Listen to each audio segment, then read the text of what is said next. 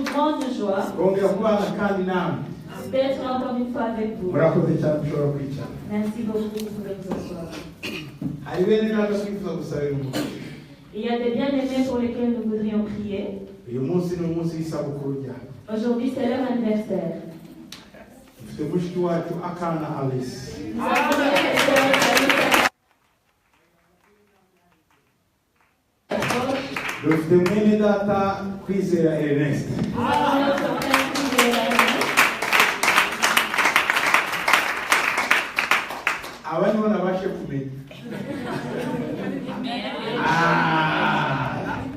Harold. Il y en a une autre. Love.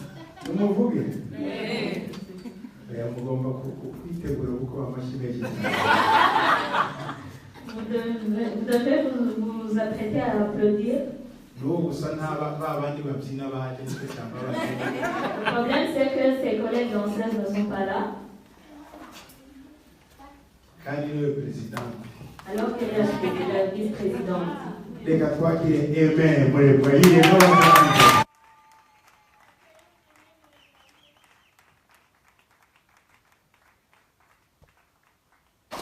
Joyeux anniversaire. Harouni. Joyeux anniversaire. Joyeux anniversaire.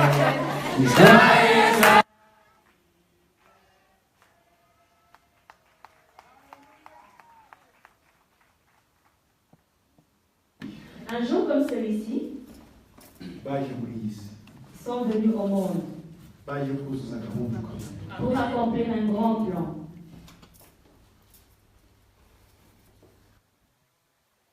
Bien-aimés, ce n'est pas nous qui décidons de venir dans ce monde. Il y a quelqu'un qui nous envoie dans ce monde. Ces gens, comme vous voyez ici, ils sont venus ici avec une mission. Autre chose, ce n'est pas par accident qu'ils sont ici. Le fait qu'ils soient ici, c'est la volonté de Dieu. Ils devraient être ailleurs, mais aujourd'hui ils sont ici. Ça veut dire que parmi ce que Dieu les a envoyés faire ici sur cette terre, il y a aussi cette œuvre-ci. Soyez en accord avec moi et étendez vos mains, nous allons prier pour eux. Est-ce que vous pouvez vous agenouiller? Seigneur, grand Dieu, Dieu Tout-Puissant, nous amenons tes enfants entre tes mains. Nous amenons Ernest entre tes mains. C'est toi qui savais sa venue sur cette terre et ce qu'il allait faire. Nous te remercions parce que tu t'es souvenu de lui. Et son anniversaire tombe le jour de ton fils. Nous demandons ta bénédiction sur lui. Que tu le remplisses. Que tu lui as promis. Qu'il marche dans ta puissance. Qu'il marche dans ta force. Qu'il soit utilisé par toi. Que tu lui fasses du bien, papa. Nous demandons ta bénédiction sur lui. C'est toi qui l'as amené sur cette terre. Et tu lui avais un projet pour lui. Tu savais ce qu'elle allait faire. Tu savais qui elle allait devenir. Nous te remercions parce qu'elle t'a connu et qu'elle a ton salut. Et aujourd'hui, elle est ici. En train de fêter son anniversaire en prière. En te remerciant parce que tu es Dieu. Nous étendons nos mains sur elle. Nous demandons la bénédiction céleste sur elle. Ta bénédiction. La bénédiction que tu donnes. Qu'elle soit remplie de ta force. Que tu l'utilises pour des miracles et des prodiges. Que tu te révèles à elle. Dans sa vie te glorifier. Pour tous les jours qui lui restent dans la vie. Nous apportons aimé entre tes mains. Nous te remercions parce que tu la connais. Nous te remercions parce que tu la sondes. Merci parce qu'elle est venue sur cette terre avec un plan. Un plan de te servir, de te remercier, de te rendre grâce, de t'élever. Seigneur, nous demandons ta bénédiction. Que la vie qui lui reste, qu'elle ne s'utilise pas elle-même, qu'elle soit utilisée par toi. Que tu l'utilises pour les exploits. Qu'elle fasse des exploits. Qu'elle accomplisse ce que ses parents n'ont pas pu accomplir. Qu'elle te glorifie pendant toutes les années de sa vie. Que tu utilises les dons que tu lui as donnés. Laisse que ta bénédiction soit sur eux. Seigneur, je demande la bénédiction d'Abraham sur eux. En ce moment, que tu les changes en de nouvelles créatures.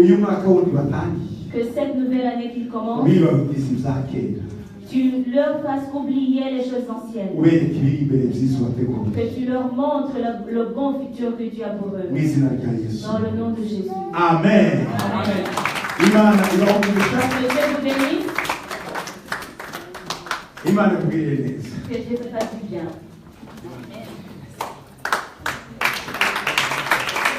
Oh, hallelujah. Alléluia. On n'a même pas d'école.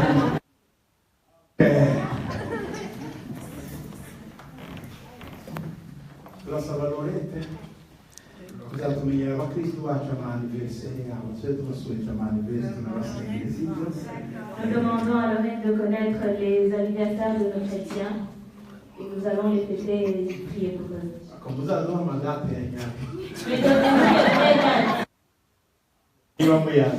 Si vous les connaissez, bien sûr.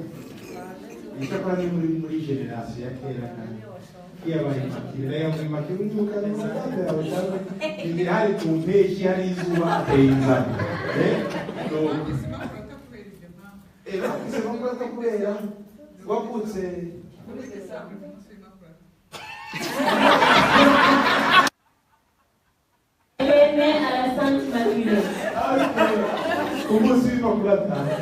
Oh, non, non, una missa. E? Vuoi matare chi non hai? Le 8 décembre. Maman Cynthia, J'ai eu le 28 septembre. già breve.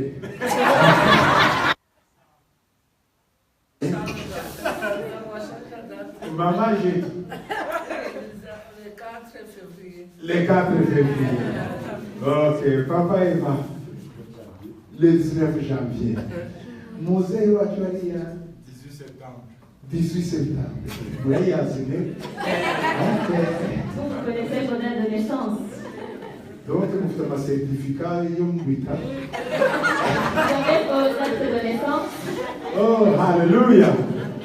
Imana ishimwe cyane. Gloire à Dieu. Hari abandi bavutse mu rwego rw'abaheburayo banyina bagiye guhinga bagahita mubyara kaza yikoreye n'inkwi bagaheruka yagiye guhinga akagaruka ahetse umwana ubwo niko byari bimeze kera ariko Imana ishimwe ko mufite amasertifika de naissance ni ukuvuga ko imyaka ari icyo Imana ibahonesha. Amen. Amen. Turashima Imana kongera kubana namwe muri mugoroba. Nous remercions le Seigneur d'être avec vous encore une fois ce soir. Twari Suède. On était en Suède. Umurimo w'Imana. Dans l'œuvre de Dieu. Twagize ibihe byiza cyane. On a eu de bons moments. Twagize igiterane cyiza. On a eu une bonne conférence. Umwanya wo kuganira n'abakristo. Et un moment de partage avec les chrétiens. Turashima Imana ko byose byagenze neza. Nous remercions le Seigneur parce que tout est bien. Et nous croyons que Dieu va continuer à nous aider davantage. Amen. Amen. Vous aussi, nous vous remercions de votre don de soi de chaque jour, de votre amour de Dieu, de votre amour de votre amour de sa parole. Amen. Amen. Nous allons continuer le vendredi. Nagira mumbaze Lorraine aze hano imbere atubwire ibya konseri uko bimeze ubitubwire twubanemeye nuko kuwa gatandatu hari konseri. Samedi on a un concert, on va demander à Lorraine de nous en dire plus. Alléluia. Amen. Imana ishimwe. Gloire à Dieu. Samedi à 16h, nous avons un concert, Authentic Gospel Concert. Dufite igitaramo cyitwa konseri y'ukuri.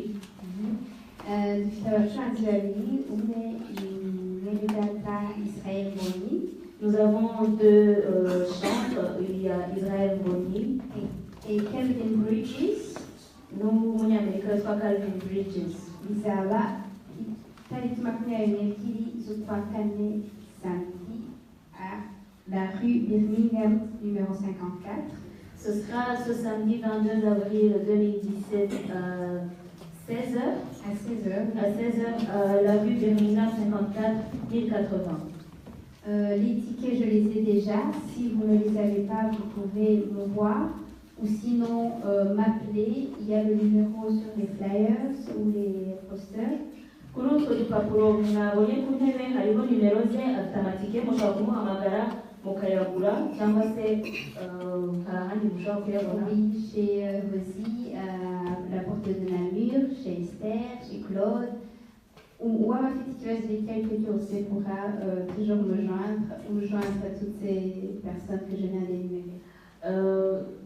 Hari iduka ry'umwene data witwa Hozi riba Matonge, aho ngaho harimo ayo matike, hari Claude, hari Esther, abo bose bafite ayo matike mushobora kuyagura. Et prévente c'est 15 €. Iyo mu matike bagura mbere yuko umunsi wa konseri ugera ni amayero 15 et 20 € à la porte.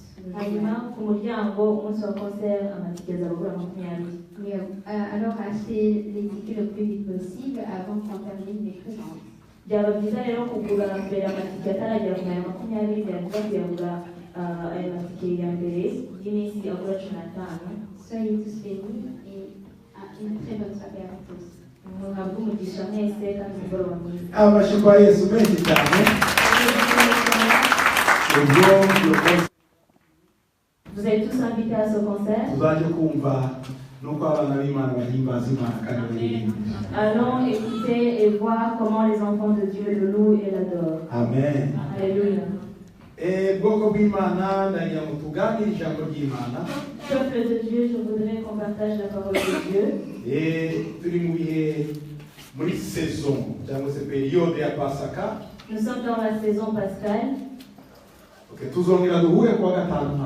Et nous allons encore nous revoir le vendredi. Samedi au concert et dimanche encore ici.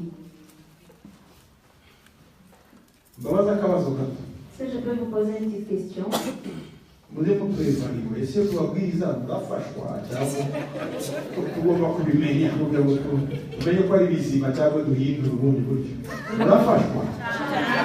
êtes édifié quand on prêche parce que nous avons besoin d'évaluation au cas où il y aurait quelque chose à changer?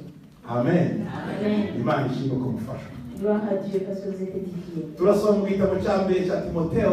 Nous allons lire dans 1 Timothée, le chapitre 3, le verset 16.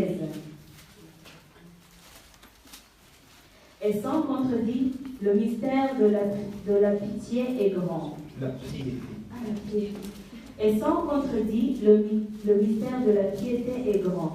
Celui qui a été manifesté en chair, justifié par l'Esprit, vu des anges, prêché aux gentils, cru dans le monde, élevé dans la gloire.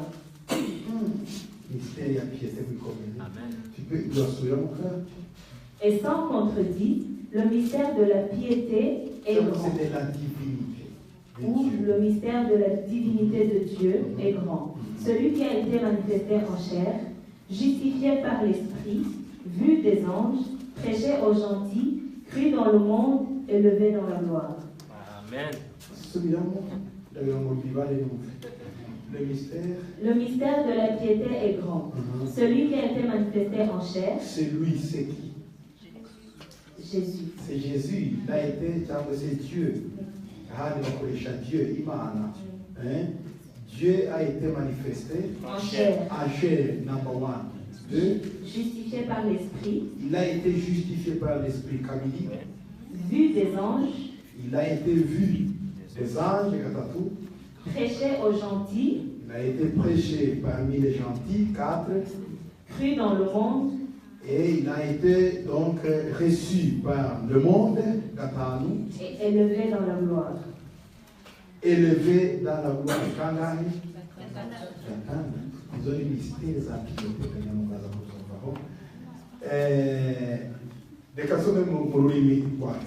On va lire en Kinyarwanda. Sugushidikanya ubwiru bw'ubumana burakomeye. Amabanga y'Imana, mystère de la piété cyangwa se de la divinité. Amabanga y'Imana arakomeye. Aya ibyo ngo burakomeye cyane. Aya Imana kwerekanwa ifite umubiri. Ikagaragara ko ari umukiranutsi mu mwuka. Ikabonwa n'abamarayika, ikamamazwa mu banyamahanga, ikizerwa mu isi, ikazamurwa igahabwa ubwiza. Oh, haleluya! Haleluya! Iyo mba mwebwe no mu myumba kuko ibintu ni byiza. Haleluya!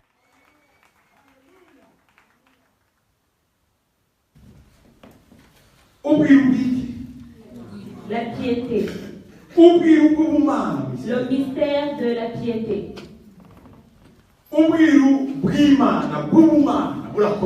Le mystère de la piété ou le mystère de la divinité est grand. Il y a un mystère que toi et moi nous ne pouvons pas saisir. Mais tu peux le comprendre avec le langage de l'amour. Seul l'amour peut te montrer ou te faire comprendre le mystère de Dieu. La Bible dit car Dieu a tant aimé le monde. Tant, il a beaucoup aimé le monde. Car Dieu a tant aimé le monde. Celui qui a reçu la révélation de cet amour, le mystère de la divinité, prendre le mystère de la piété.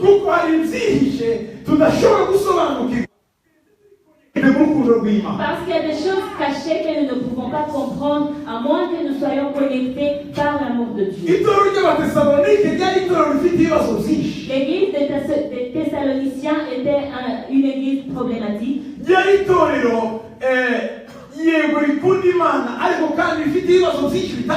Ils aimaient Dieu, mais ils avaient beaucoup de problèmes divers.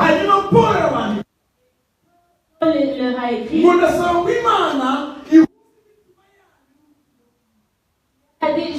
je demande à Dieu à ce qu'il connecte vos cœurs à son amour. Que Dieu connecte vos cœurs à son amour. Nous allons lire. Tu ne peux pas comprendre le mystère de la divinité sans comprendre l'amour. 2 Thessaloniciens 3:5.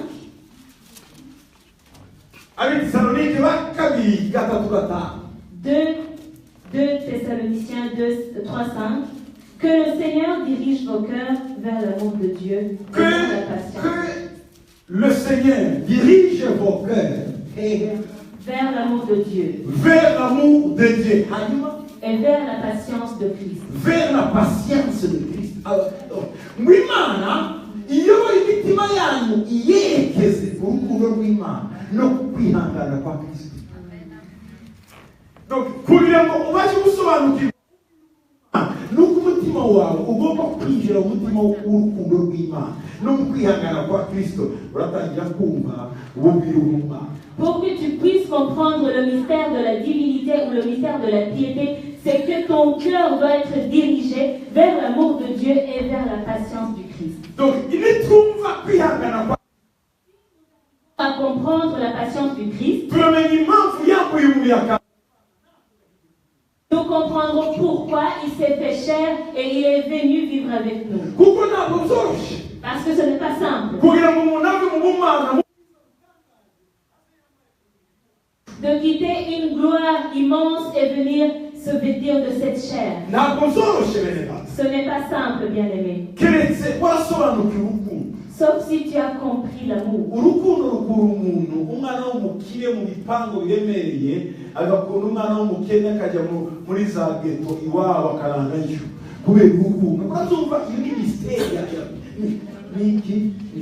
L'amour prend un enfant qui est né de bonne famille riche, il le fait quitter cette richesse, ce confort, il l'amène dans des quartiers malfamés ou des ghettos pour trouver l'amour. Il va là-bas et il dort là-bas, il vit là-bas.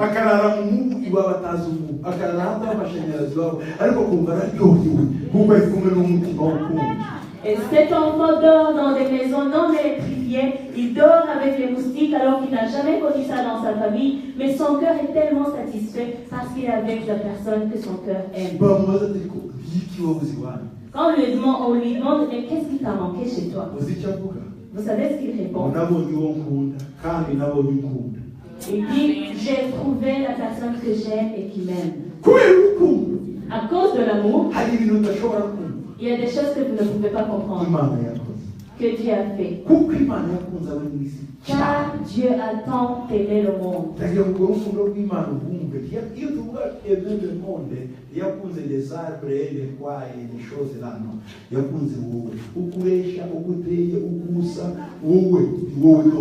C'est toi l'objet de son cœur, de ses pensées. Il ne pense qu'à toi. Je voudrais que vous compreniez cet amour. Quand on dit quand Dieu a tant aimé le monde, on ne parle pas des arbres, des maisons, des montagnes et tout ça. Il t'a aimé toi. Tu es l'objet de son amour. Amen. En fait, quand tu arrives à comprendre l'amour de Dieu, le servir devient simple. Donc, quand quelqu'un te montre l'amour, le servir devient simple.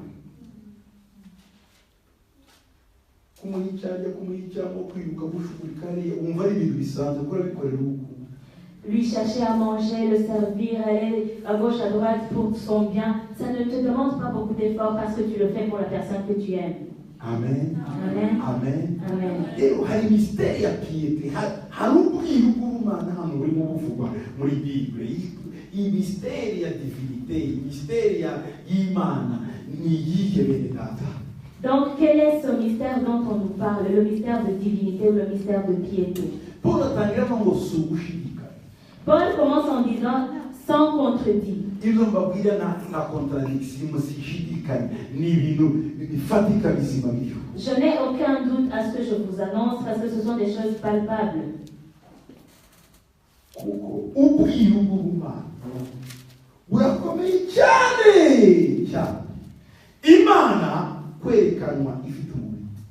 Le mystère de piété est tellement grand, Dieu être manifesté en chair.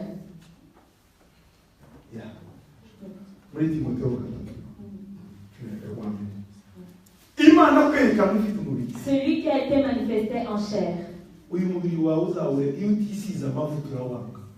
Observe un peu ta peau. Quand tu n'as pas mis de crème, tu la détestes.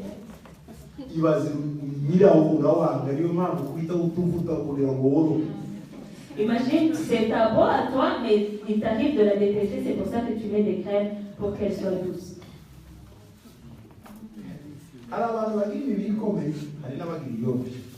Il y a des gens qui ont des peaux douces et il y a des gens qui ont des peaux rêches de nature. Il y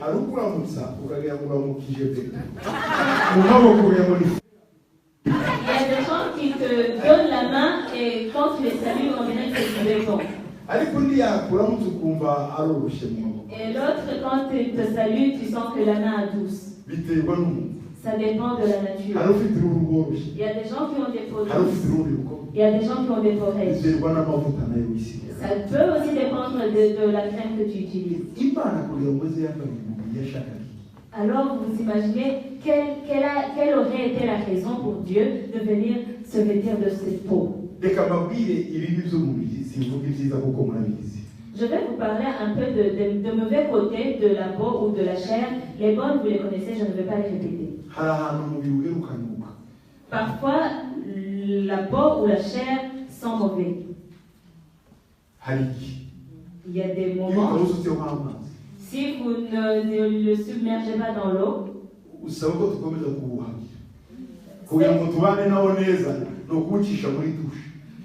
peau nous demande de la passer sous l'eau, souvent, très souvent. Alors imaginez-vous ceux qui n'ont pas d'eau. Ils vivent dans un monde d'opulenteurs. Deuxièmement, cette chair ou ce corps n'est jamais satisfait.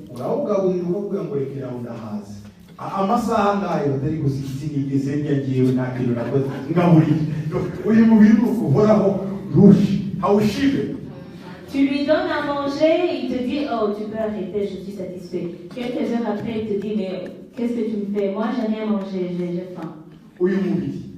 Ce corps,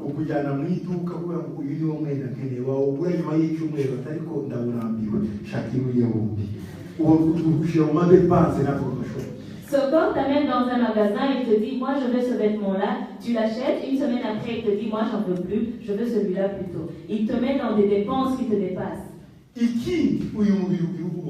Autre chose, ce corps est peureux. Quand tu sais qu'il y a quelque chose dont tu as besoin mais que tu ne peux pas t'offrir, tu commences à avoir les palpitations. Quand tu rencontres l'inconnu, ton cœur bat la chamade. Quand tu entres dans les choses que tu ne maîtrises pas, ton corps commence à te freiner. Ce corps est limité, il n'est pas omniprésent. Si tu es ici dans cette église, et ou si tu es dans un restaurant, si tu es dans un stade, tu ne peux pas être à la maison. Là où tu choisis d'être, c'est là où se trouve ton corps. L'autre chose, ce corps a sa vision à une limite. Vous qui êtes ici entre ces murs, vous ne pouvez pas voir au-delà de ce mur. Parce qu'il y a un obstacle. Tu ne peux pas voir au-delà. Autre chose, ce corps se décompose ou pourrit. Quand, après 3 jours, après que l'esprit est parti, ce corps commence à se décomposer. Même la personne que tu aimes au-delà de toutes les personnes. Quand son esprit est parti, tu commences à chercher un cercueil. Tu ne peux pas dire c'est la personne que j'aime, vous pouvez me la laisser pendant une semaine. Tu cherches où l'enterrer. Parce qu'elle va se décomposer dans peu de temps. Dieu est esprit. L'esprit est omniprésent. L'esprit n'a pas faim. L'esprit n'est pas limité. L'esprit a de l'autorité. L'esprit connaît les échelons. L'esprit connaît le passé et le futur. L'esprit ne connaît pas la notion du temps. Il est présent. L'esprit sonde ce qui est dans ton cœur. L'esprit n'a pas peur. L'esprit peut regarder au-delà de ce mur. L'esprit ne peut pas avoir peur de mourir de faim. L'esprit est satisfait. Et il est beau. Christ a quitté cette dimension. Et le mystère de la piété est devenu grand. Comment est-il possible que Dieu qui est dans cette dimension, qui est au milieu des louanges,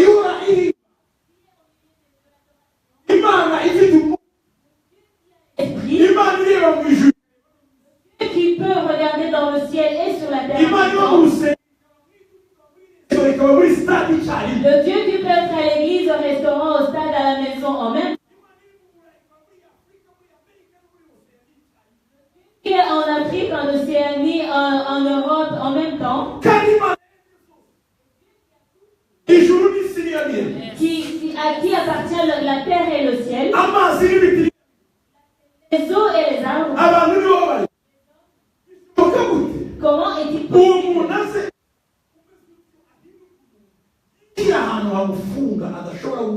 que cette personne se fasse chair, entre dans une dimension très limitée qui ne lui permet pas de faire ce qu'il veut? C'est ce que Paul appelle la piété de Dieu, le mystère de Dieu. De la divinité. Ce qui lui a fait faire ça, c'est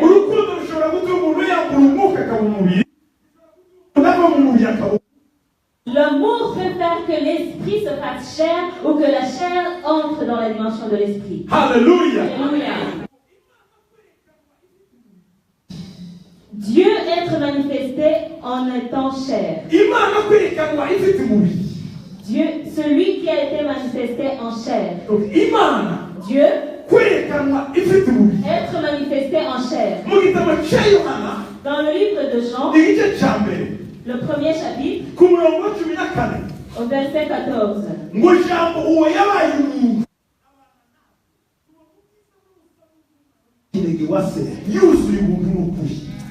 Et la parole a été faite chair et elle a habité parmi nous, pleine de grâce et de vérité. La parole a été faite chair. Donc, la parole, elle n'est pas palpable, c'est l'esprit. Et quand cette parole est devenue palpable, parole, souvenez-vous que la parole, c'est elle qui a tout créé. Dieu parlait et ça s'accomplit. Il parlait et ça s'accomplit. Il parlait et ça devenait vrai. Au premier chapitre, verset 1, au commencement était la parole.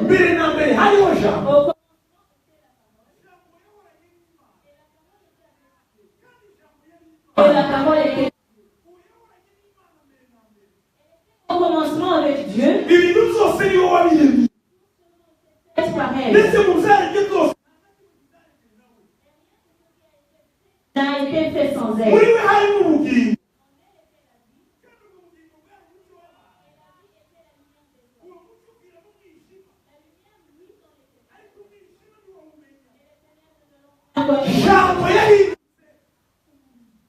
La parole est devenue chair.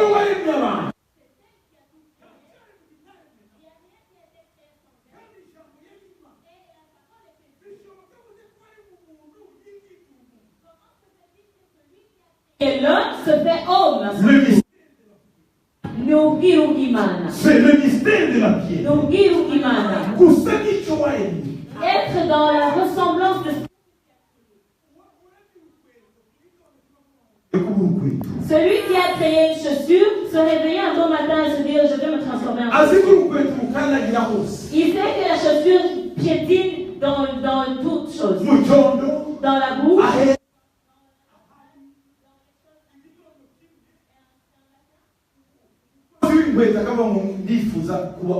Le fabricant de chaussures dit je voudrais devenir une chaussure.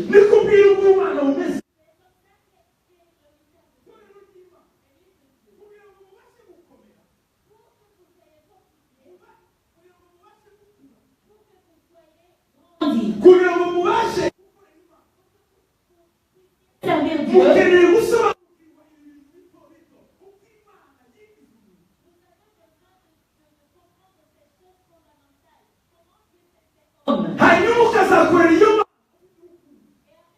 Servir ce Dieu avec amour. Dieu qui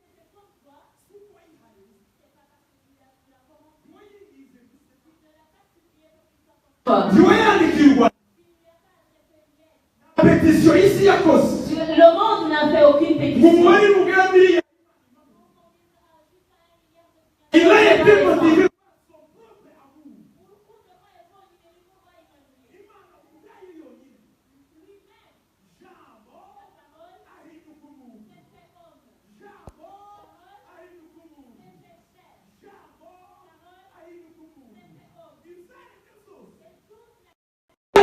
a été créé.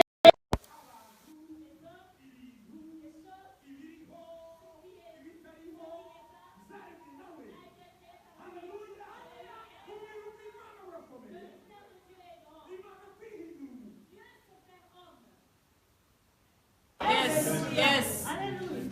Mbabwire. Je veux vous dire hari n'abahombi bamwe ku isi bavuga ngo mana ngiruriye ukanga kuko tujati iyo sura. Il y a même des certains comme si on te dit on va te transformer en cette personne, tu vas dire non. Parce que tu ne veux pas le visage de cette personne. Et tu ne veux pas sa stature. Tu ne veux pas sa couleur de peau. Mais Dieu a pris notre visage. Il a pris le visage de l'homme. Gloire à Dieu. Dans le livre des Colossiens,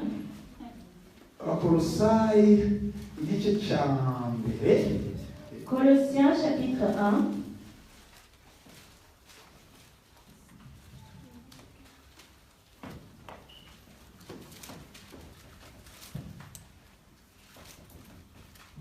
Ku murongo wa 10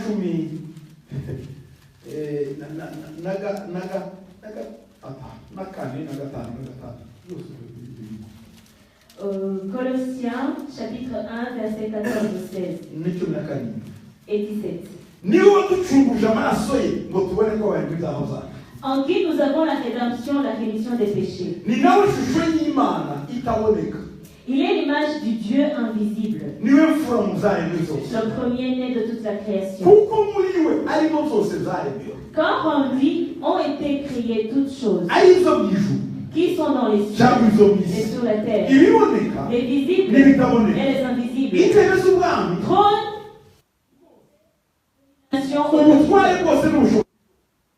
domination, autorité. Tout a été créé par lui.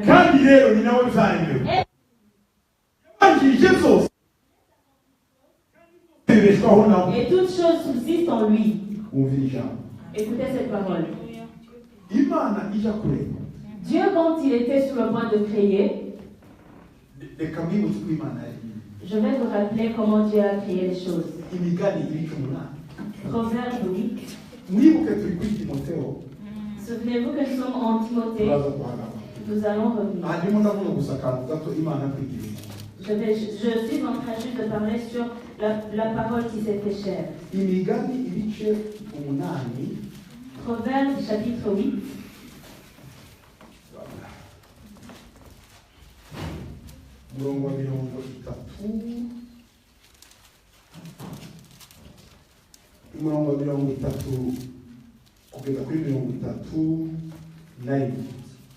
Du verset 30 au 31. On va commencer à 29 pour mieux comprendre. 22. On va commencer à 22.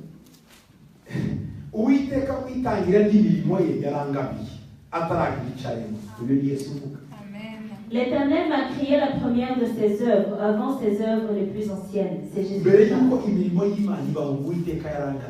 Avant les œuvres de Dieu, de l'Éternel, il m'a créé. Avant ses œuvres les plus anciennes. Les plus anciennes, préhistoriques, avant l'Antiquité. Donc, il y a des gens qui Bibiliya y'Igifaransa y'abantu bakreye mais Jésus n'a pas été créé ahubwo yarangabiye yampaye do Kinyarwanda babivuga neza dore ikintu muri Kinyarwanda rimwe na rimwe babivuga ngo Uwiteka mwitangira ry'imirimo ye yarangabiye Abraham bakreye bati m'a donné il m'a offert nta kibazo ku murongo wa 20 ngo uhereye kera kose naribitswe. Wow. J'ai été établi depuis l'éternité. Il a été établi depuis l'éternité. Éternité passée, éternité présente, éternité future. Jésus a été établi depuis l'éternité.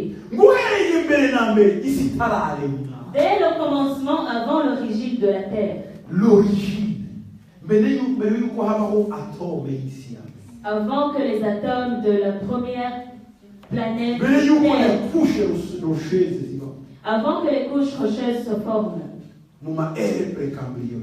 Dans les âges embryonnaires. Dans ce temps ancien. Jésus avait été établi déjà. Nous ne travaillons pas avec un petit, nous travaillons avec un roi éternel.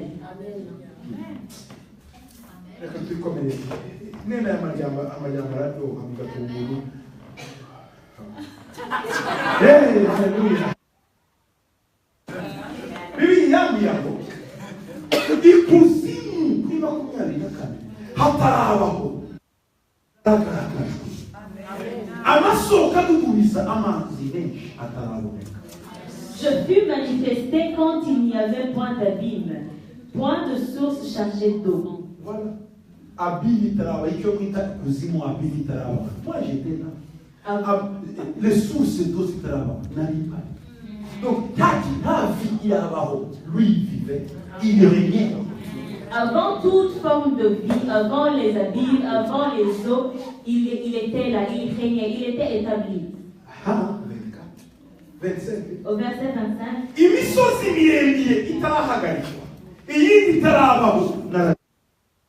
Avant que les montagnes soient affermies, avant que les collines existent, je fus manifesté. Avant que le mont Everest existe, avant le Kilimanjaro, lui, il était. Il était. Alléluia. Alléluia.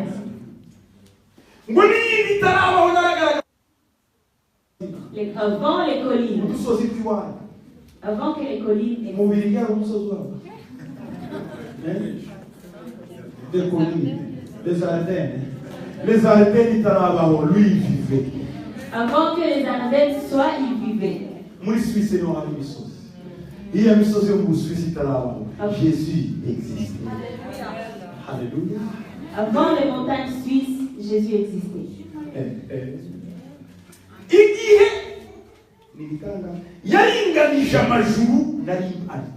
Ce sont des planètes. Il n'avait encore fait ni la terre, ni les campagnes, ni le premier atome de la poussière. Verset 26.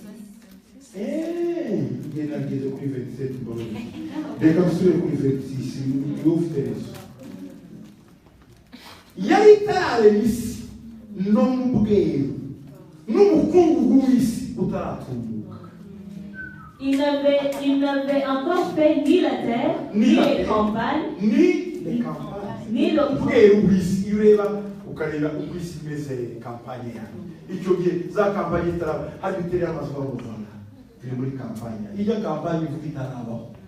lui, Jésus existe. Amen.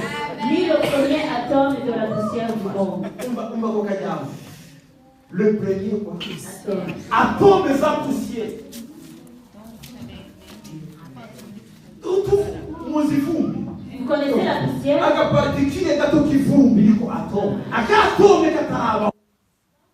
Le grain de poussière ou ce qui compose le grain de poussière, c'est ça l'atome de la poussière.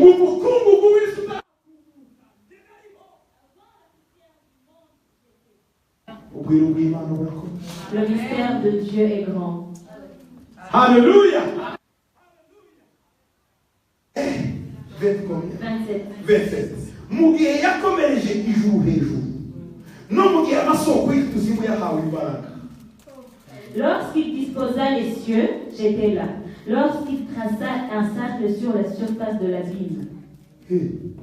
Imana imidispoza mu wajuru we igamira hamwe nawe quand Dieu était en train de disposer la galaxie, les planètes, j'étais là, je regardais. Donc, l'homme que tu as suivi, c'est le vrai. C'est un homme vrai.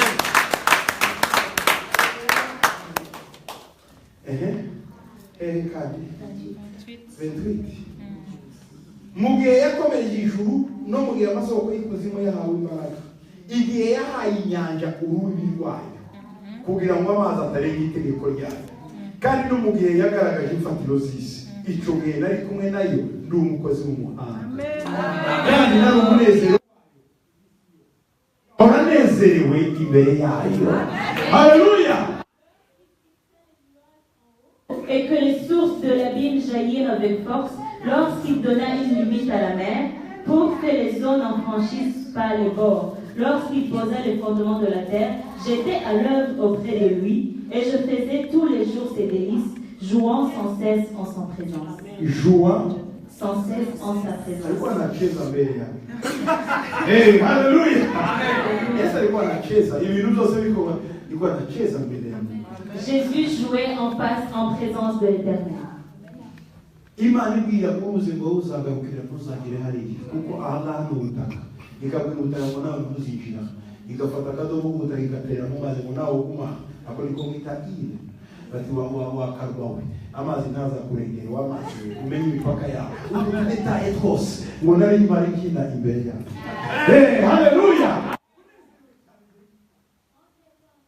Il sait tous les détails de sa création. Il disait à la mer, tu ne dépasseras pas cette limite. À la terre, tu ne dépasseras pas cette limite. Il a pris une portion de terre, il a mis dans la mer, il a dit, toi tu es île, toi la mer, tu ne dépasseras jamais cette île. Jésus était dans sa présence en train de jouer. Restez dans les proverbes. Je vais vous montrer notre dans Job. Je vais vous montrer une autre écriture. Job 32.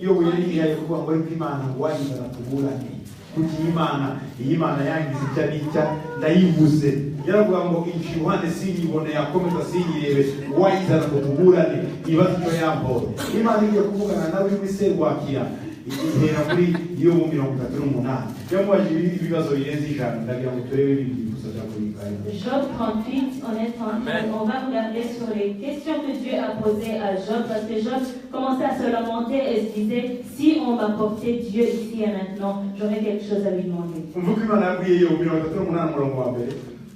Job 38, Uwiteka asubizayo ari muri serwakira. Imana ntiyamusubije iri mu gihugu cya kumuriro, Imana ntiyamusubije iri mu mazi, yamusubije muri serwakira. Kubera iki?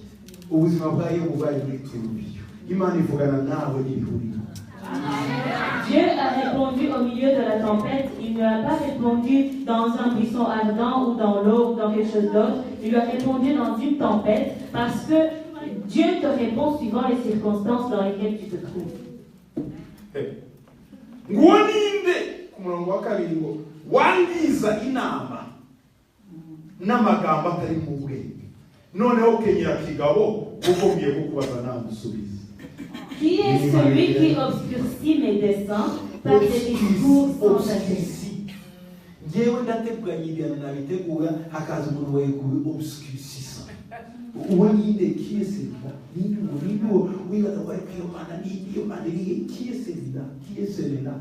Qui est celui-là qui obscurcit mes desseins par des discours sans intelligence? Sans intelligence. Sans terrain, comme un vaillant homme, je t'interrogerai et tu m'instruiras.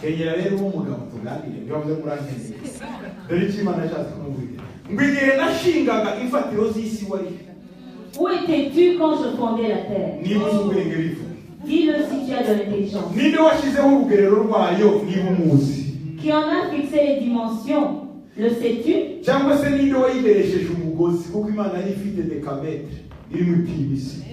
Ou qui a étendu sur elle le corps d'eau? Oh, hallelujah! Sur quoi ces bases sont-elles appuyées? Ou qui en a posé la pierre angulaire?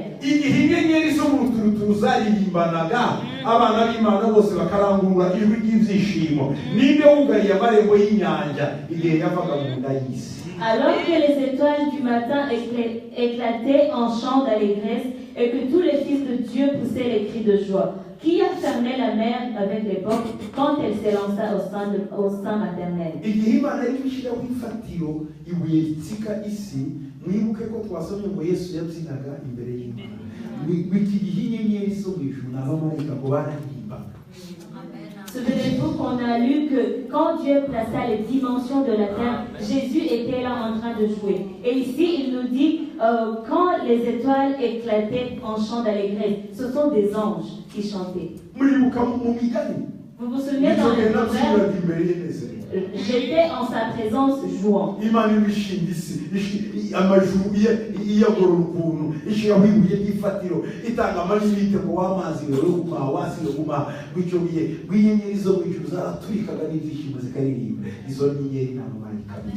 Dans les proverbes, on nous dit quand Dieu plaçait les dimensions, quand il plaçait les limites des mers et des terres, quand Dieu plaçait les dispositions des cieux ou des planètes, on dit que les anges éclataient, les étoiles éclataient en chant d'allégresse. Ce sont des anges qui chantaient.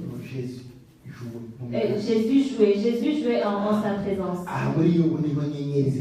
Et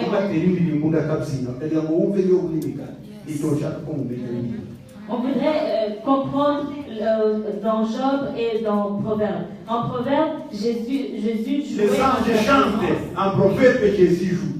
Et Dieu fonde la terre.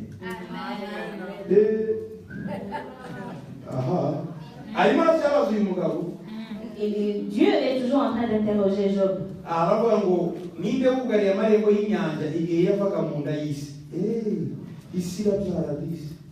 Et donc, ici il dit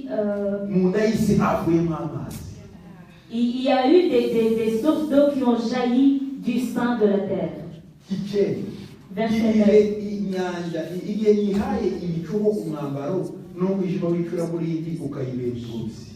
Quand je vis de la nuée son vêtement et de l'obscurité ses langes.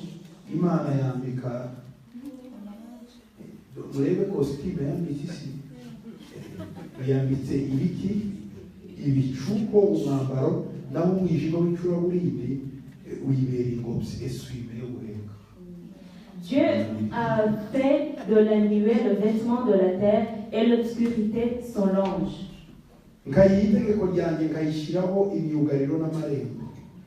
Quand je lui ai imposé ma loi et que je lui ai mis des barrières et des portes.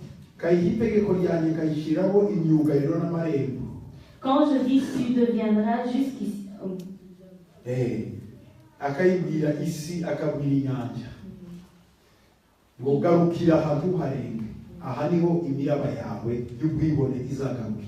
Imana ibirabwira inyanja mugihe ubwibone buzagarukira. Urabona ko ibira bikubita yagera ahantu isubira uko igenda yegera ku butaka ubwibone bugenda bushira nabonye ibira yo kwiza yiruka ibira by'inzi Imana yibwiye yo wirata uri mu mazi ariko uko wegera ubutaka ugenda ukunguza vitesse aha ni ubwibone bwawe buzagarukira. Haleluya. Tu viendras jusqu'ici, tu n'iras pas au-delà.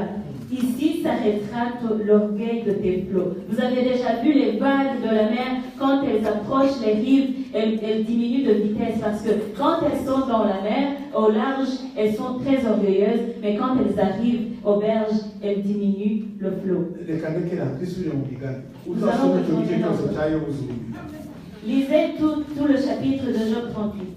Amen. Et 40 jusqu'à 42. Dieu a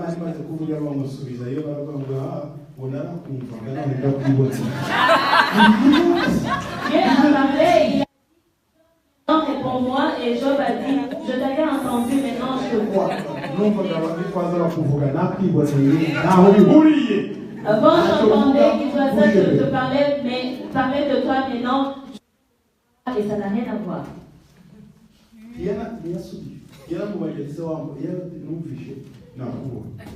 Il n'a pas répondu, il n'a rien d'autre dit, il a dit je t'ai vu. Nous sommes toujours dans les Proverbes 8.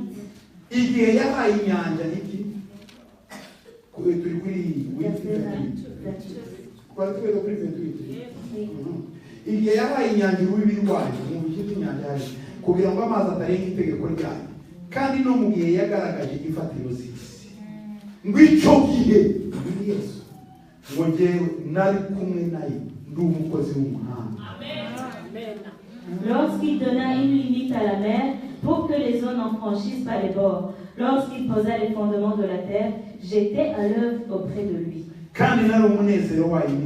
Et je faisais tous les jours ses délices, jouant sans cesse en sa présence. Dieu demande à Job, où étais-tu à ce moment-là? Vous comprenez, Job était un homme comme vous et moi. Mais en ce moment-là, Jésus était déjà là. Ce Jésus-là a accepté de porter le même corps que Job.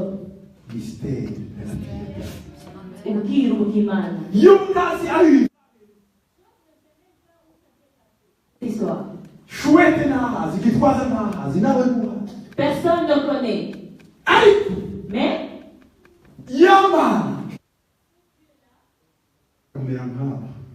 a décidé d'être comme ces gens, ces ignorants. Les ignorants, ceux qui ne connaissent pas les choses anciennes. Il a dit, j'étais avec lui, à l'œuvre avec lui.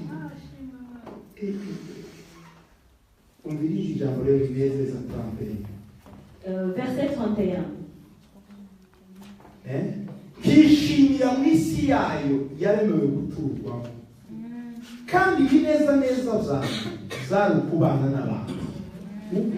Jouant sur le globe de sa terre et trouvant mon bonheur parmi les fils de l'homme.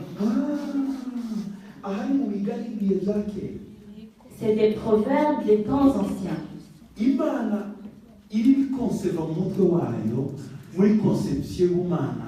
kuzarema abantu n'ibindi ngo Yesu we yatangiye kubona bazakiriye abakamarade ngo ntangira kwishimira kuzabana n'abantu niyo mpamvu Yesaya yamubonye akavuga ngo ni Emmanuel n'Imana iri kumwe n'abantu. C'est des choses qui se sont passées dans les temps anciens, avant que l'homme soit créé. Mais à cette époque, quand Dieu était en train de concevoir la terre et les hommes, Jésus se voyait déjà au milieu des gens et il se voyait déjà heureux parmi eux. C'est pour ça que Ésaïe, quand il l'a vu, il a dit, je le vois comme Emmanuel, Dieu avec nous. C'était difficile.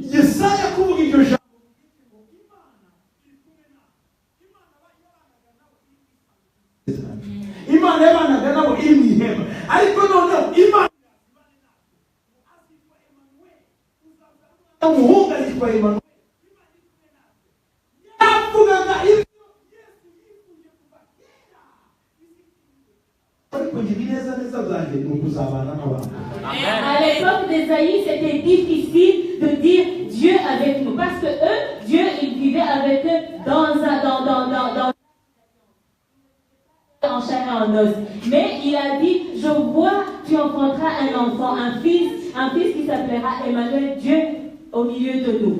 C'est de Jésus qu'il parlait. Il parlait des désirs de Jésus quand, au commencement de la création, quand Jésus disait, mon bonheur, je le trouve parmi les hommes. Nous sommes ensemble. Jésus.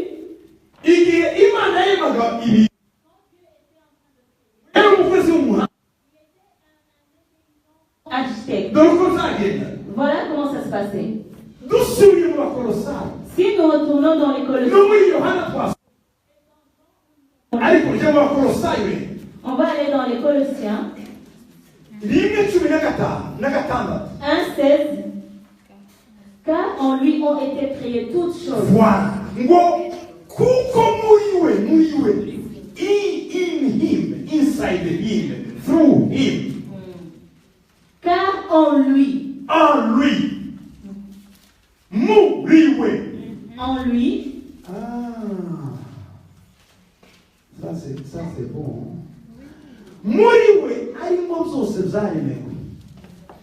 En lui ont été créées toutes les choses qui sont dans les cieux et sur la terre. Et les invisibles. Trône, dignité, domination et autorité. Tout a été créé par lui. Tout. Et pour lui. Voilà comment ça s'est passé. Jésus s'est présenté. Il a dit, Dieu, tout ce qui va être créé doit passer par moi. pour que ça ait mon identité et que ça soit pur.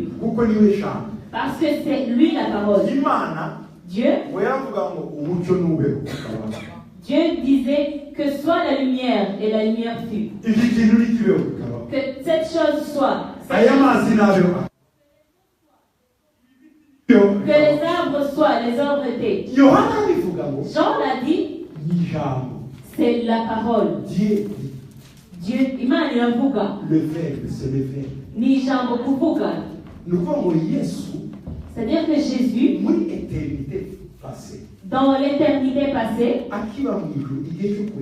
au moment de la création, il s'appelait parole.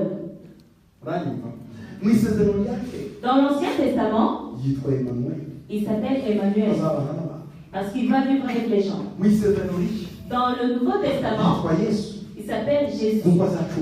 Parce que c'est le Rédempteur. Il avait un nom suivant l'époque.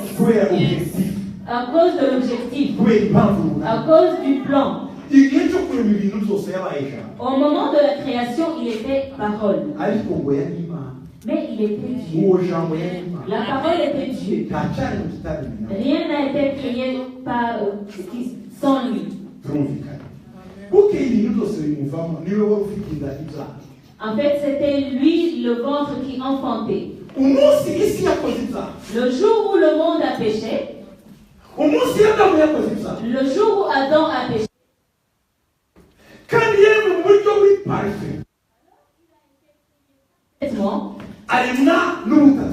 il a été créé dans la Trinité divine. Le monde a été souillé. Le péché est arrivé. Qui a souffert plus que les autres? C'est celui qui a enfanté. Jésus a dit c'est pas possible.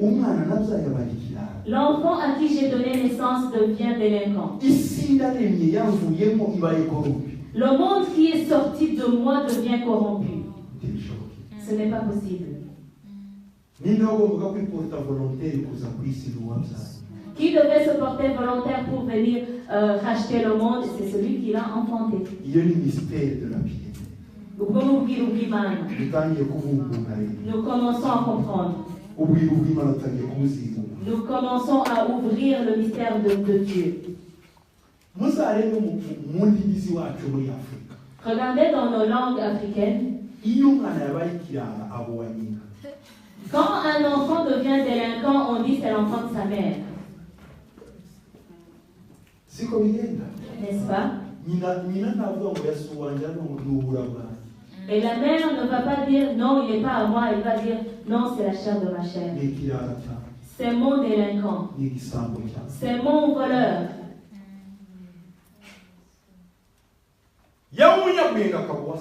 Et quand il devient intelligent, il devient le fils de son père. Vous avez vu mon fils? C'est mon fils. N'est-ce pas? Le jour où le monde est devenu délinquant, il est devenu le monde de Jésus. Jésus a souffert.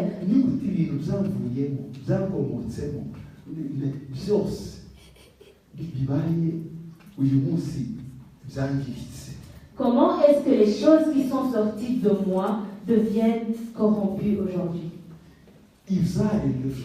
Toute la création, de ceux qui se trouvent dans les cieux, sur la terre, les visibles, les invisibles, le monde invisible est plus grand que le monde visible. Il y a d'autres êtres vivants qui y vivent que nous ne connaissons pas. Il y a d'autres choses qui vivent. Des choses que nous voyons, des choses que nous ne voyons pas. Tout ça a été créé par lui. Et Dieu a donné les autorités, les trônes, les dominations. Il a tout programmé au travers lui.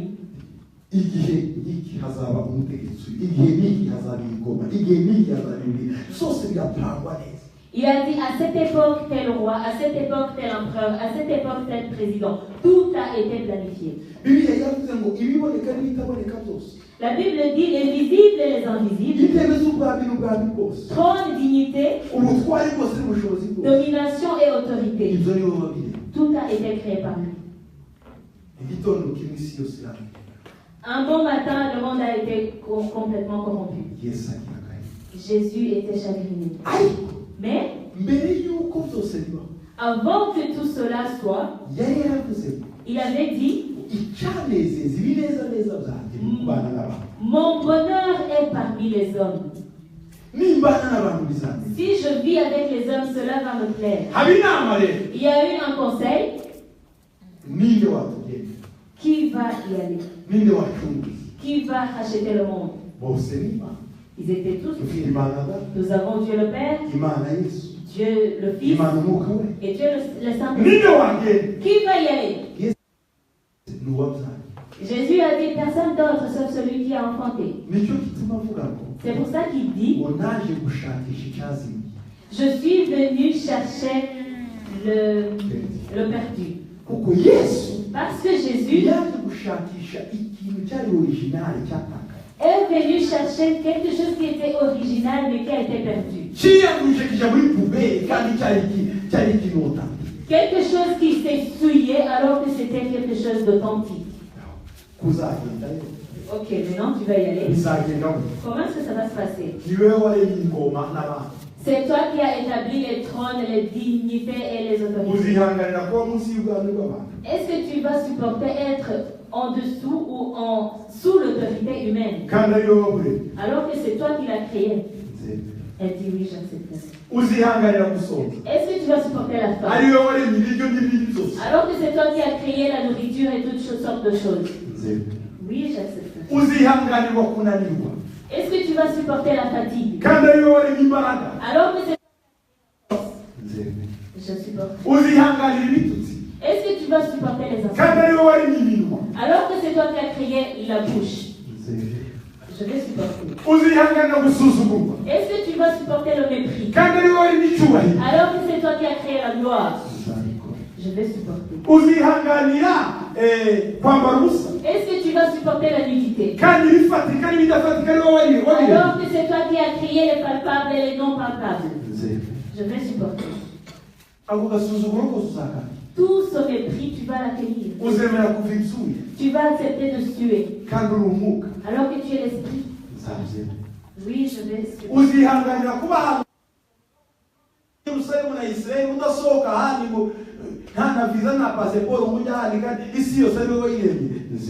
Tu vas supporter d'être cloîtré dans un seul pays, dans une seule ville, sans possibilité d'aller ailleurs, alors que c'est toi qui as créé toute la planète. Oui, je vais supporter. Sans contredit, le mystère de Dieu est grand.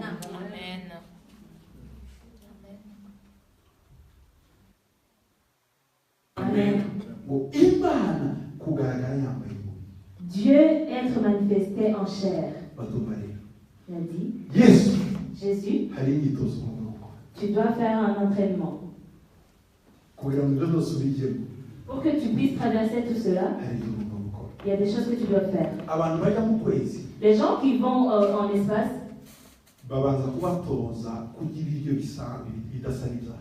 on les entraîne à manger une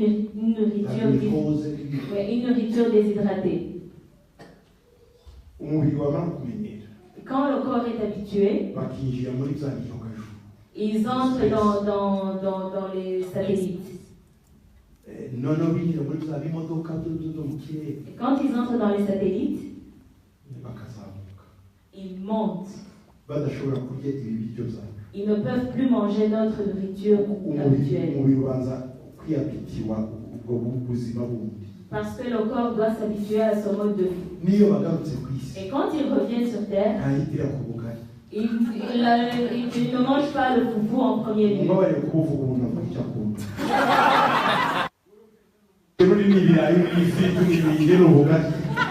je dis le foufou parce que c'est ce que j'aime. Peut-être que toi, ce sera du riz ou des frites. Ou ou du manioc.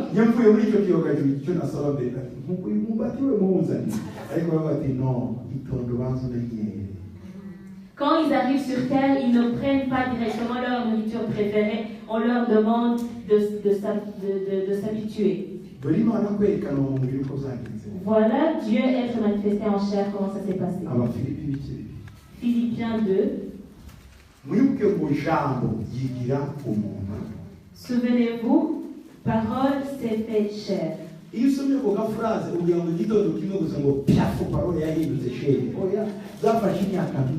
Quand vous lisez cette parole, vous pensez que ça s'est fait en un claquement de doigts. Non, ça a demandé beaucoup d'années. Ça a demandé du temps.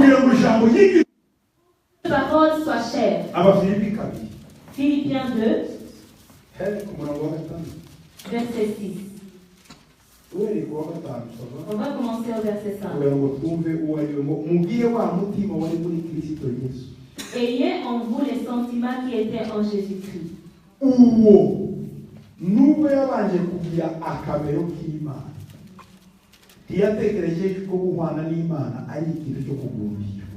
Lequel, existant en forme de Dieu, n'a point regardé comme une proie à arracher l'être égal avec Dieu. Nubwo yabanje kugira akamero k'Imana yambaye kositime y'Imana ari Imana ngo yabone ko atari ikintu cyo kugundishwa aragomba kukirekura kugira ngo ujye gusoma bariya. Même s'il a existé en forme de Dieu, il n'a pas regardé comme étant une proie à l'arracher d'être égal à Dieu. Si je continue à être Dieu, à être semblable à Dieu, mes enfants que j'ai créés vont être exterminés.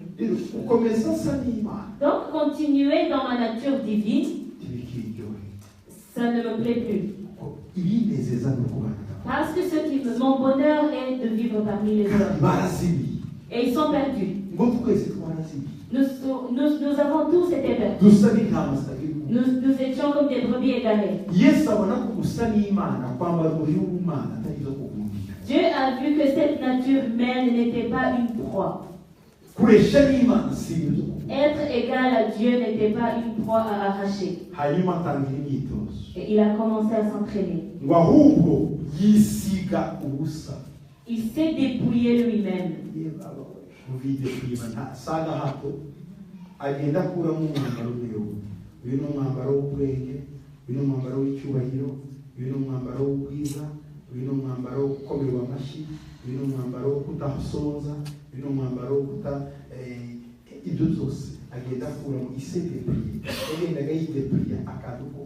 Il s'est dépouillé en détail et volontairement. Il s'est dépouillé du vêtement de gloire, il s'est dépouillé du vêtement de respect, il s'est dépouillé du vêtement d'immortalité, il s'est dépouillé du vêtement de ne pas avoir faim, il s'est dépouillé lui-même. Ce n'est pas des choses simples.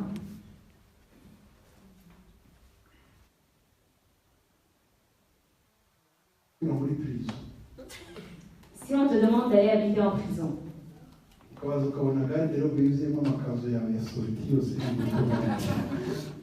tu vas d'abord regarder ta garde-robe remplie de tes robes de soirée, ton frigo rempli de nourriture, ta télécommande avec des chaînes incalculables. Et un matin, on te dit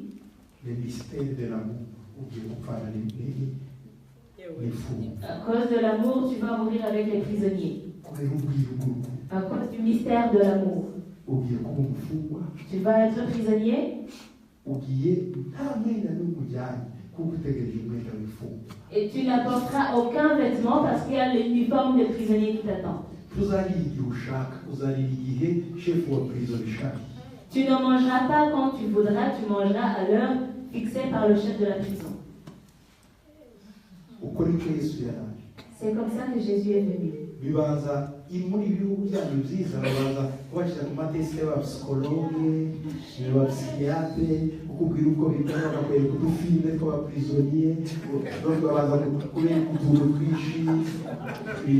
Dans ces pays occidentaux, avant de vous amener en prison, on vous fait rencontrer des psychologues, on vous parle de la vie de prison. Si tu avais choisi cette vie-là, on t'amènerait des psychologues, on te parlerait de comment ça va se passer. C'est comme il est. N'est-ce pas?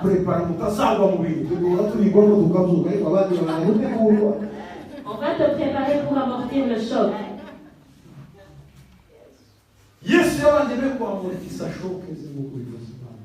Jésus a aussi commencé à amortir le choc. Depuis le temps d'Adam jusqu'au jour de sa naissance à Bethléem, ça lui a pris 4000 ans. Souvenez-vous que dans l'esprit,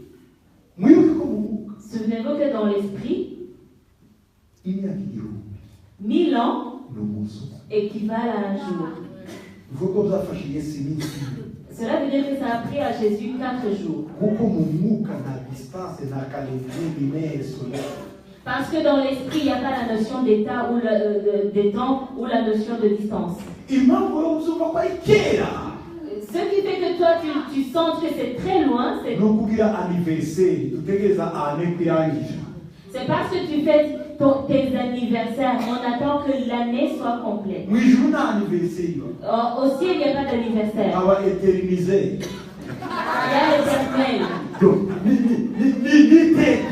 C'est l'éternité. Alléluia. Cela veut dire Jésus venir sur terre, ça lui a pris 4 jours. Pour toi et moi, c'est 4000 ans. Il s'est dépouillé. En prenant une forme de serviteur. Il s'est dépouillé. Ensuite,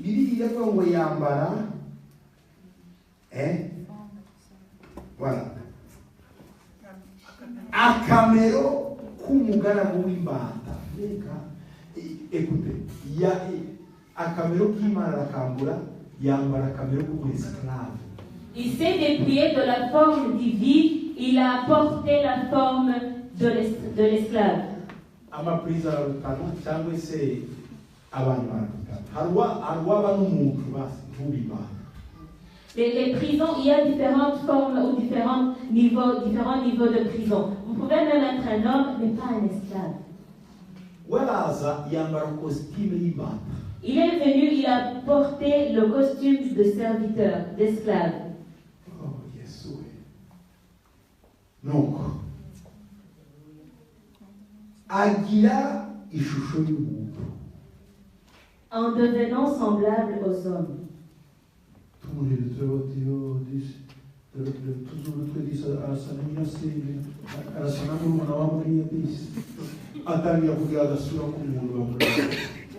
est devenu semblable aux hommes de façon qu'on pouvait voir en lui le nez de sa tante, les oreilles de son oncle.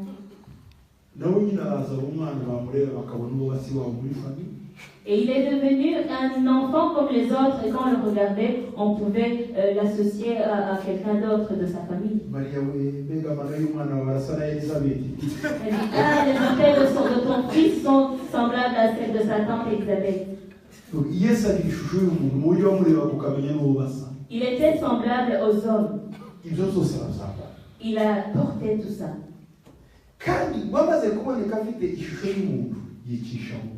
Et ayant paru comme un simple homme, il s'est humilié lui-même. Donc, c'est d'abord un esclave qui s'humilie. Déjà, il y a une humiliation. Il y a un esclave humilié,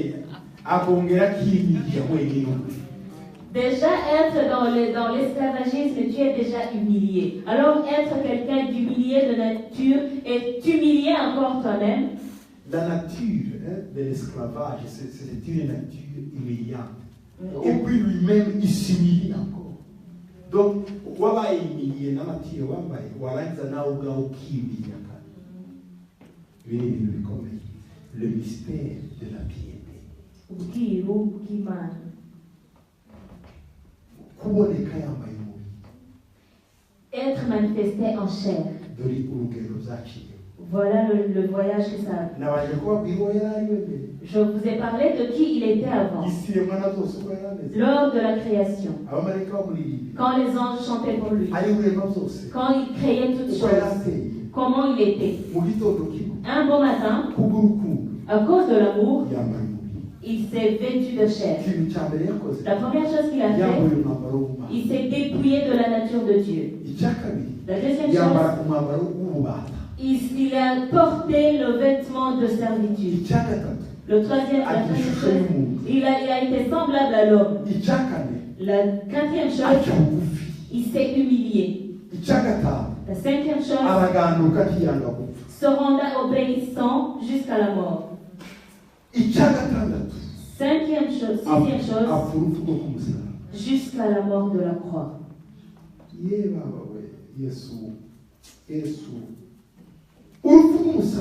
La mort de la croix. C'était la mort des derniers criminels. Jésus n'avait commis aucun péché. Il n'avait escroqué personne. Il n'avait même pas emprunté un bic et oublié de le remettre. Il était droit. Mais il a accepté de mourir. La mort de la croix.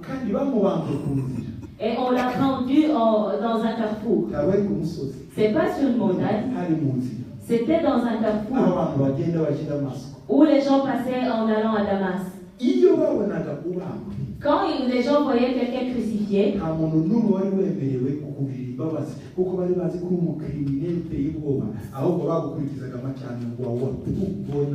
personne n'avait le droit d'éprouver de la pitié ou de la compassion pour toi parce qu'on savait que les crucifiés étaient les derniers des criminels. Donc tous les passants, quand ils passaient, ils crachaient sur son visage. Le mystère de Dieu est grand. On a parlé de 6 choses qui sont dans le mystère.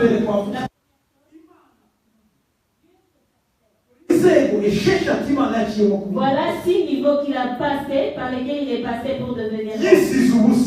Il s'est dépouillé. Dépouillé de la nature de Dieu. Il est devenu serviteur. Semblable aux hommes. Il s'est humilié. Il a été un simple homme. Il était obéissant jusqu'à la mort. La mort de la. Voici ce qu'il a amené.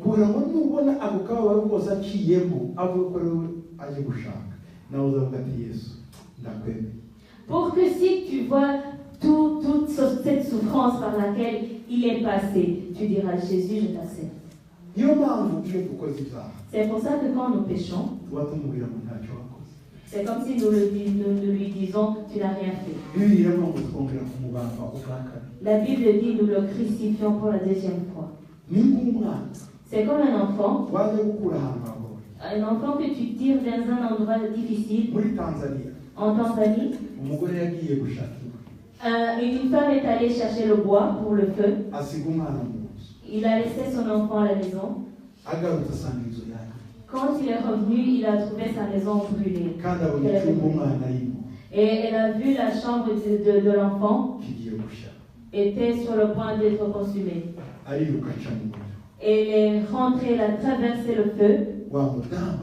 Et la femme a pris l'enfant. Elle l'a jeté par la fenêtre. Et elle a voulu passer par la fenêtre. Mais elle avait déjà été brûlée entièrement. Elle avait été brûlée les yeux. Elle avait brûlé le visage, les seins et son ventre. Et elle est tombée par terre. Les voisins l'ont ramassée. L'enfant a été intact. Mais sa mère était brûlée. On l'a amenée à l'hôpital. On l'a sauvée. Mais elle était devenue aveugle. Elle était brûlée partout. Elle n'avait plus de nez. C'était juste des trous. On ne pouvait plus voir ses seins. Sa poitrine a été consumée.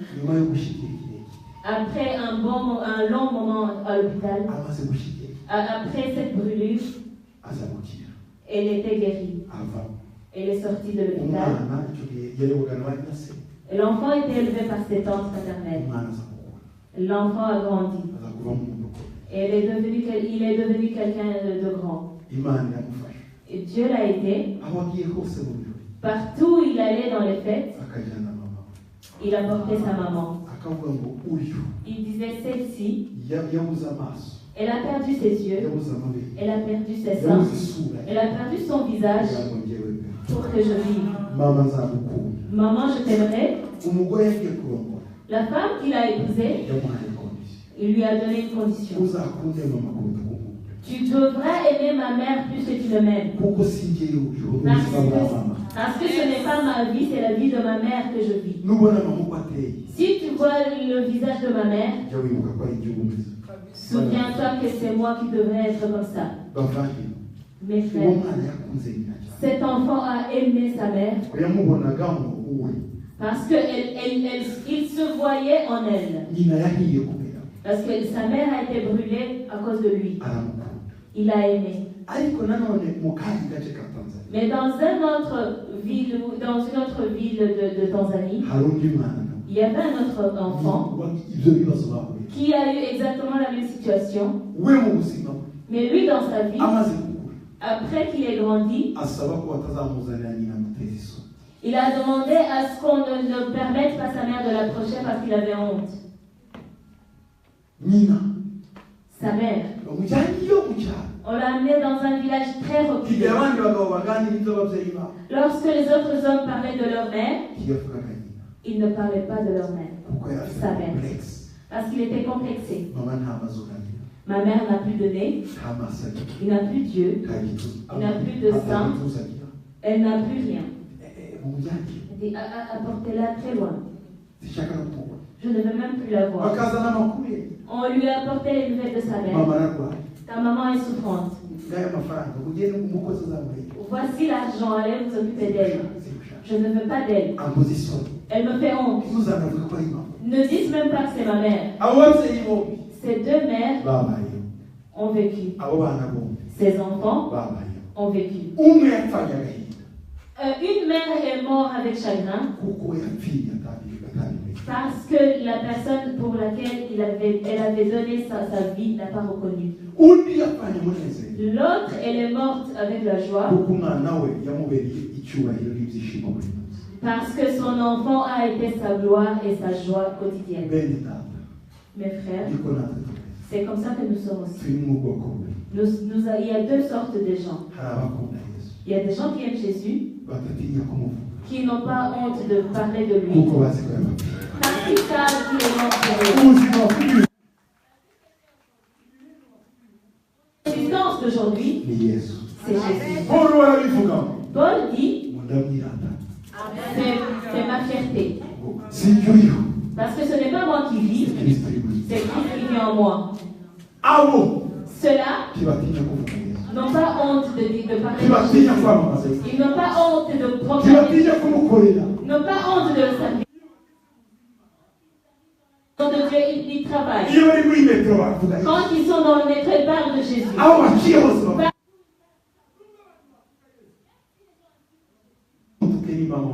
Ne l'insultez pas, c'est mon père, c'est ma mère. Ne parlez pas mal de Jésus là où je suis.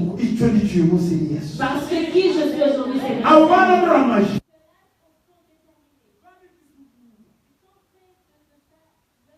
Travail, leur profession. Ils parlent de Jésus. Le matin, ils ne peuvent pas prier sans parler de lui. Ils ne peuvent pas manger sans parler de lui. Ils ne peuvent pas dormir sans parler de lui. Ils ne peuvent pas parler sans parler de lui. Même quand ils se saluent, ils voient à Jésus.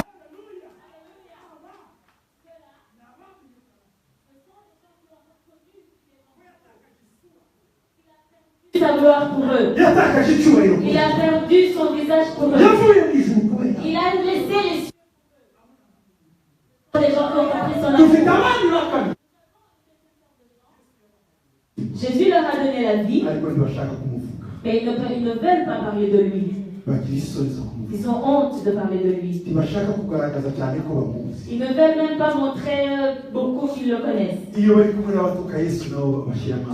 Quand ils sont avec les gens qui insultent Jésus, ils mettent des épices aussi. Parce que quand ils commencent de parler de Jésus, ils se sentent complexés. Ils se taisent. Et quand ils vont dormir, ils ne disent rien à Jésus. La nourriture arrive et ils mangent sans même dire merci que Jésus. Ils se couchent, ils se lèvent sans dire merci à Jésus. Quand ils ont la Bible, ils mettent très loin pour que les gens ne la voient pas. Quand tu lui dis gloire à Jésus, ils disent bonjour. Quand vous commencez à parler des choses de Dieu, ils disent ah, vous exagérez. Nous avons ces gens-là. Ils sont semblables à cet enfant qui a éloigné sa mère. Mais tout en sachant que c'était sa mère. Mais il était complexé. Il avait honte. Est-ce que tu es encore complexé de la connaissance de Jésus? Est-ce que tu as honte de dire que tu es sauvé? Est-ce que tu as honte de dire que Jésus t'a donné la vie? Est-ce que tu es toujours complexé ou tu as toujours honte quand tu es avec les gens qui parlent de Jésus? Est-ce que tu as honte de danser devant Jésus ou de chanter devant lui? Est-ce que tu as honte de travailler dans la maison de Dieu pour que personne ne te voie en train de travailler dans une église? Est-ce que tu as honte d'avoir des amis chrétiens? Tu as un problème. Ceux-là font du mal à Jésus. Telle la mère qui est morte avec chagrin. Avant de mourir, voici la lettre qu'elle a laissée. Elle a dit, mon fils, s'il te plaît, paye les serviteurs pour qu'ils m'enterrent. Pour que je ne sois pas décomposé dans la maison.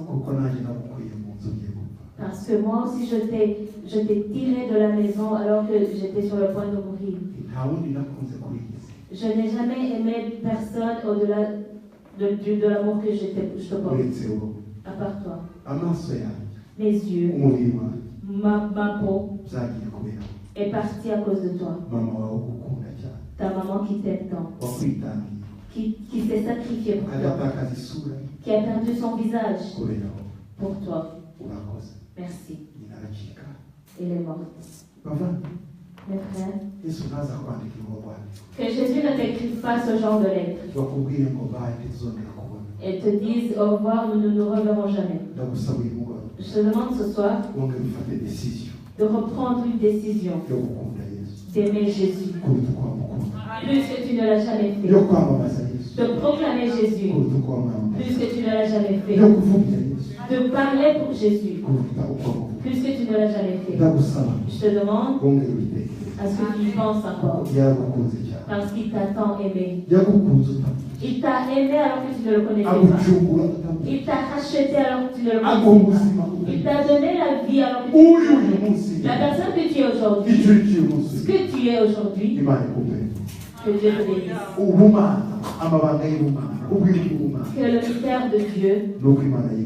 Que le mystère de Dieu, c'est qu'il s'est fait homme. Vendredi, nous allons continuer. Nous allons voir la suite. Que Dieu te bénisse. Amen.